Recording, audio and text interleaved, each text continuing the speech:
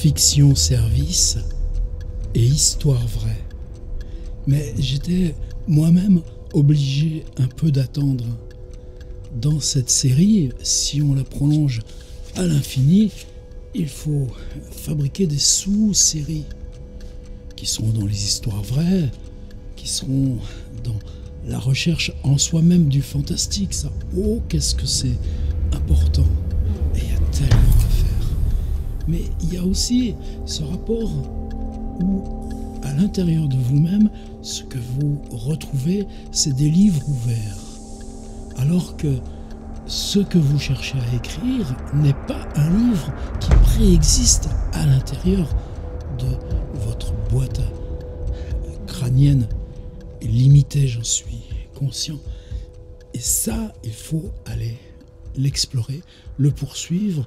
Donc je proposais un sous-chapitre dans Fiction, service et histoire vraie qui s'appellerait « Recherche du livre rêvé » ou bien « Recherche du livre ultime » ou « Recherche du livre idéal ». Aucun des deux ne me plaît. Je m'en tiens délibérément à « Recherche du livre rêvé ». Et je vous en avais parlé tout récemment à propos de Franz Kafka, de quelque chose qui dans ma tête s'intitulait en allemand Sämtliche Erzählungen, l'ensemble des récits, les récits complets, et que c'était un tout petit livre souple, épais, et qui évidemment, comme il s'agissait de langue allemande, ne m'est accessible que localement, lentement, avec un effort, alors que évidemment les traductions françaises coulent beaucoup plus vite. Je l'ai trouvé sur internet, la même édition qui m'avait fait ce tel effet, 1975. Je voulais qu'on l'ouvre ensemble. La première surprise, c'est que quand vous commandez des livres d'occasion, vous avez plusieurs fois des prix, des petits descriptifs, bon état, etc. L'année, j'en avais trouvé une réédition de 1979, mais moi, je voulais celui de 1975. Je voulais que ce soit vraiment celui que j'avais lu. Et là, oui, ça a mis une petite dizaine de jours, mais c'était rien. Là, je ne sais pas le tarif, si 7 livres de port pour, je ne sais pas, je crois que c'est juste 3 ou 4 euros que coûtait le livre, donc le port coûte un petit peu plus cher. Mais c'est pas grave. La première surprise, c'est qu'il me vient d'Angleterre. Vous voyez cette surprise? En quoi c'est bizarre? Moi, je pensais que ça viendrait d'Allemagne. C'est un livre édité en Allemagne d'un auteur tchèque, d'un auteur d'une zone non germanophone de l'Empire austro-hongrois, mais la langue est celle de l'occupant, et Kafka a choisi pour écrire dans ce grand bassin qui va de Hambourg jusqu'à Zurich, de Bucarest jusqu'à... Bon, enfin, vous voyez quoi. Il choisit d'écrire dans la langue de l'occupant, la langue que lui a appris à l'âge de 10 ans. Il parle le yiddish, il parle le tchèque, il écrira en allemand. On l'ouvre, vous voyez que ça vienne. Et aujourd'hui, pour que ça nous arrive, là, moi qui le requiert ici dans ma langue française, quand je le cherche, il me vient de la langue anglaise. Ça s'appelle Return Address, Honeybook Bids to Our Circle Business Park. Ah, ça vient d'un business park à Lincoln, dans le UK. C'est lui. La facture, j'en ai pas besoin. Voilà, c'était juste ça. Et le dessin de Kafka. Alors, il y a une étiquette A. Je veux pas que tu me l'abîmes, mon livre. Mais je veux pas de code barre sur celui-là. Franz Kafka. Sämtliche Erzählungen. Fischer, Taschenbücher. Et c'est cette couleur jaune même qui me rappelle. C'est ça ma recherche du livre rêvé. J'ai combien? 399, 403, 405, 406 pages de récits. Et comme c'est dense, c'est en petits caractères. Dans une langue, si je l'ouvre, meine Wenigkeit, welche selbst in den sicher noch ganz neben sichlichen Erinnerungen mein Neven aus das Mädchen, j'y comprends rien.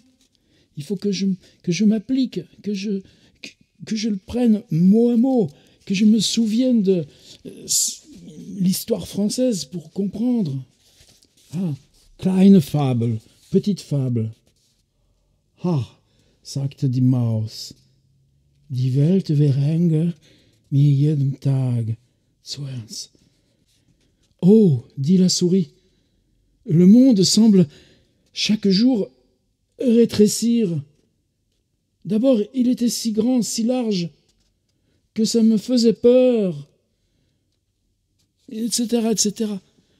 Là, précisément, vous avez un récit en 7 lignes. C'est une souris qui parle, peut-être que ça, plus c'est vers la fin du livre, ça doit être vers l'époque de Joséphine, la cantatrice de la souris. Et vous voyez tout de suite l'image. Le monde semble rétrécir chaque jour. Il était si grand autrefois qu'il me faisait peur. J'aménageais ma vie dans des petits coins pour que le monde soit à mes dimensions. Et maintenant, voilà qu'il... C'est ça que je cherchais. Un livre où c'est ça que je cherchais. Un livre que vous ouvrez au hasard, et sur un tout petit point très limité, il faut encore que vous alliez vous-même vous rétrécir, vous mettre comme cette petite souris, encore plus, là, sur le point précis, pour comprendre. Là, je ne vais pas faire plus, parce que je ne suis pas assez fort en allemand pour le faire en direct.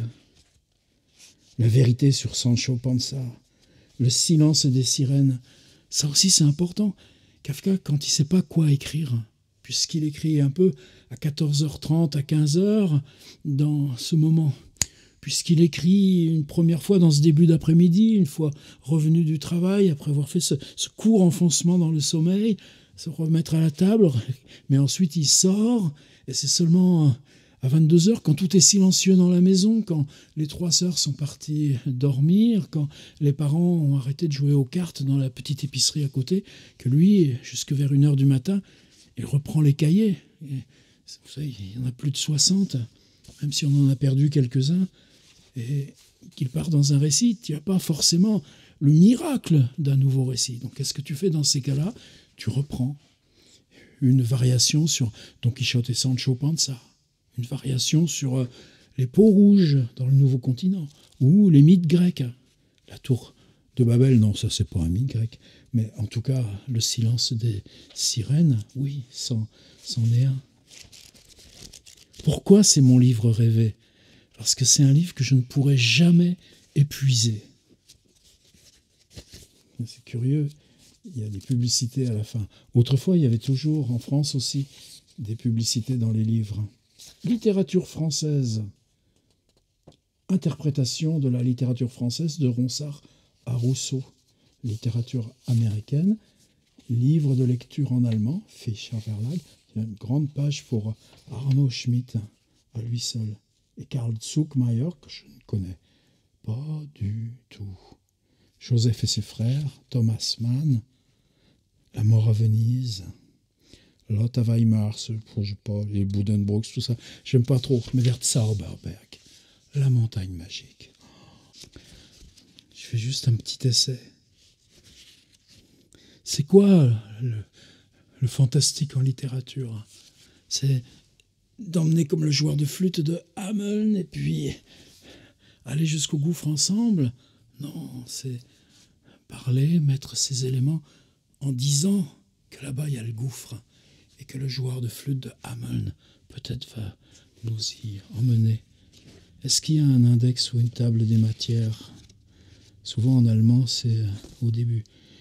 Le livre appartenait à un R. Adamson, ein Hungerkünstler, le champion de jeûne, 1924. Qu'est-ce que c'était bien ça? J'aurais voulu trouver Odradek, Grosser Lärm, Prométhée, Der Bau. Vous savez, en français, ils ont souvent traduit le terrier, alors que Der Bau, c'est chantier, construction. Oui, construction sous terre. C'est dommage qu'il n'y ait pas un index. Est-ce que vous croyez que je vais retrouver Odradek devant? Vous savez ce que c'est Odradek dans Kafka? C'est un objet, juste qu'il décrit extrêmement précisément.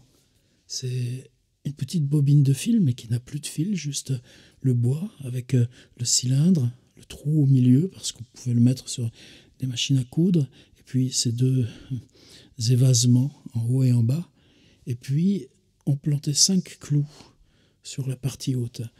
Et là, avec des fils de laine, on pouvait tisser, en tout cas les enfants. Moi, j'ai connu ça dans mon enfance, on appelait ça en français un tricotin. Mais le mot tricotin ne figure pas, en tout cas dans les traductions. On ne peut pas nommer l'objet. On le nomme Odradek parce qu'on ne sait pas ce que c'est. On le nomme Odradek parce que quand vous ne le cherchez pas, ce tricotin, cette bobine avec ses petits clous, et si vous ne l'avez pas vous-même pratiqué dans votre enfance, vous ne savez pas à quoi ça sert. Eh bien, il est là dans vos pieds, on l'a encore vu sur la table hier. Vous savez que ce truc, personne ne saura jamais où le ranger. Et par contre, si vous en avez besoin, du tricotin, juste pour montrer ce que c'était, le tricotin et comment on faisait avec les petits brins de laine, eh bien, vous ne le trouvez jamais. Vous regardez sous l'escalier, vous regardez dans la malle à jouer, vous faites les tiroirs, jamais vous trouvez Odradek. Et Kafka, Odradek, il traite ça en 10 lignes, encore plus bref que là, moi, ce que j'en ai dit pour le résumer. Je ne sais pas si un livre comme ça, je le lis, par exemple, on a des outils qui sont beaucoup plus perfectionnés. Les rééditions maintenant intégrales du journal. On a aussi des parties de journal qui sont traitées exhaustivement, y compris les tout derniers cahiers. Alors, est-ce que ce livre me servira ? Il me servira pour son épaisseur, pour ses petits caractères, et par le fait que je finirai jamais de le lire, et par le fait que, maintenant que j'ai retrouvé mes sämtliche Erzählungen de Franz Kafka, eh bien, c'est le livre qui m'a fait découvrir ou admirer Kafka. En 1975, j'avais 22 ans. Kafka, je l'ai découvert plus tôt. C'était un dessin de Paris Match, avec 2 personnages, un dessin de Sampé, 2 personnages dans une grande bibliothèque bourgeoise, dans une grande pièce avec des fauteuils donnant sur un parc avec une petite terrasse. Puis un personnage qui disait à l'autre « Ah, nous vivons vraiment dans un monde kafkaïen ». J'ai déjà raconté cette histoire. Et moi, c'était près de la Tranche-sur-Mer. Qu'est-ce que ça veut dire kafkaïen? Tu ouvrais le dictionnaire, qui est lié ou qui évoque les contes de Franz Kafka. Et puis juste à la maison de la presse de la Tranche-sur-Mer, elle existe toujours. Je crois que c'est un gars qui s'appelait Evenot qui tenait ça. Je vois le procès de Franz Kafka. J'avais quoi? Je suis sûr de sûr, c'était l'été d'après mai 68. J'avais 15 ans. Et j'avais toujours 3 sous quand il s'agissait d'acheter un bouquin. Ma mère elle n'a jamais lésiné là-dessus. Elle veut pas d'argent personnel, mais ouais, achète-toi un livre. Et Kafka m'est toujours resté. Comme ça avait été difficile, par exemple. Là, c'était en fin de première. J'avais pu aller en Allemagne travailler justement la première fois. Justement, la première fois que j'avais pu aller pour de vrai en Allemagne. Mais là-bas, dans les librairies, je ne sais même pas si je suis entré dans une librairie. C'était à Oelde, en Westphalie, et j'avais fait un stage dans une usine de treilleuses électriques qui exportait beaucoup ces pièces détachées dans le monde entier. Et simplement, la sœur de mon père, pendant une période, avait travaillé pour eux en France. Vous voyez comment ça se fait, ces choses-là. Eh bien, quand j'étais revenu à Paris, d'abord, je rêvais d'une guitare basse. J'avais une guitare basse jaune avec une sorte de voûte au-dessus du chevalet, mais c'était trop cher. Et quand j'étais revenu, il avait fallu transiter à Paris. C'était la première fois, à 16 ans, que je me retrouvais seul à marcher dans Paris. Où est-ce qu'il y a des livres? boulevard Saint-Germain. Tu vas boulevard Saint-Germain. Il y avait plusieurs librairies, dont la librairie Payot. C'est tout ce que je me souviens. T'es quoi? T'es un minot. Et puis, tu rentres dans une librairie et tu cherches sans dire un mot, parce que je suis pas quelqu'un qui dit des mots, même pour acheter un livre. Le château de Franz Kafka. Et je me le suis acheté tout seul à Paris, comme ça. Et puis ensuite, plus tard, sont venus Sämtliche Erzählungen de Franz Kafka, probablement à la librairie allemande de Paris, pour le plaisir du mystère d'un livre. Voilà, j'ai été trop long. Au revoir. Merci. Je m'en vais avec Sämtliche Erzählungen.